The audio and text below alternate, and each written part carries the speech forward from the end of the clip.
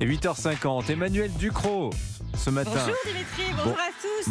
Je voulais juste, si vous me permettez, revenir sur cette histoire de pipi fertilisant, parce que c'est intéressant, hein, mais on réinvente quand même la bonne vieille méthode des familles. Hein, le pot de chambre sur le potager, ça a marché pendant des siècles. Hein. On savait plus, on avait tout oublié. Tout ça, on habite à Paris, hein, on peut pas tout savoir. Vous nous parlez ce matin. Merci de remettre un peu de bon sens. Hein. Voilà. Je t'en prie, Gaspard. Il disait quoi à l'instant, Gaspard? Il est temps de partir. Vous nous parlez ce matin, Emmanuel Ducrot, de Ben & Jerry's, l'entreprise américaine, donc fabricant de glace, politise justement la crème glacée. Son conseil d'administration appelle à un cessez-le-feu permanent à Gaza, rien que ça. La paix est une valeur fondamentale de Ben & Jerry's et de l'Irak à l'Ukraine. L'entreprise l'a toujours défendue. C'est ce que dit la présidente de Ben & Jerry's, Anuradha Mittal, une patronne qui s'est déjà beaucoup exprimée sur le conflit au Proche-Orient. Elle a d'ailleurs remis en cause la légitimité d'Israël à se défendre après les pogroms du 7 octobre.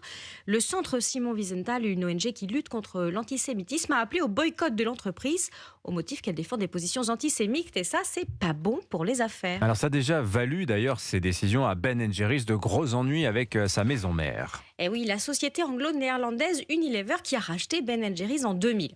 En 2021, le vendeur de glace a décidé de cesser de distribuer ses produits dans les territoires palestiniens occupés selon les principes du mouvement BDS, boycott, désinvestissement, sanctions, dirigé contre Israël et pointé du doigt pour ses dérives antisémites déjà.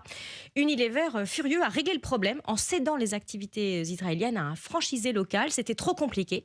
Ben & Jerry's a attaqué Unilever en justice. Ça s'est finalement réglé à l'amiable. Mais une filiale qui se retourne contre son propriétaire pour un différend politique, ça fait mauvais genre. Quand Ben & Jerry's parle, chez Unilever, tout le monde est dans ses petits souliers et se demande quelle crise de com' il va falloir gérer. Et puis c'est connu, en fait, Ben & Jerry's a un avis sur à peu près tout. Ah oui, ces sites internet ressemblent à des tracts de fac. Parfois, c'est la défense du droit de vote. D'autres fois, c'est littérature militante et pas des plus subtiles. On vous remet volontiers une petite boule de moraline dans le cornet. Ce positionnement, la marque le tient de ses fondateurs, Ben Cohen et Jerry Greenfield, des activistes qui ont réussi dans les affaires. En 2016, alors qu'ils étaient déjà riches à millions, ils avaient été arrêtés dans une manifestation contre l'argent en politique. Ils vendent de la glace autant que de l'indignation et de la vertu. Bon, Ben & Jerry's, Emmanuel, est de tous les combats. Et il faut dire aussi que ça ne s'arrête pas à l'Amérique. Hein. Ah bah non, rien ne lui échappe. Hein. La marque est de tous les combats à la mode, Occupy Wall Street, Black Lives Matter. Chez Ben & Jerry's, on traite volontiers l'Amérique de pays de suprémacistes blancs. On endosse toutes les causes intersectionnelles. On les a aussi entendus s'en prendre au gouvernement australien, pas assez rapide pour promouvoir le mariage gay.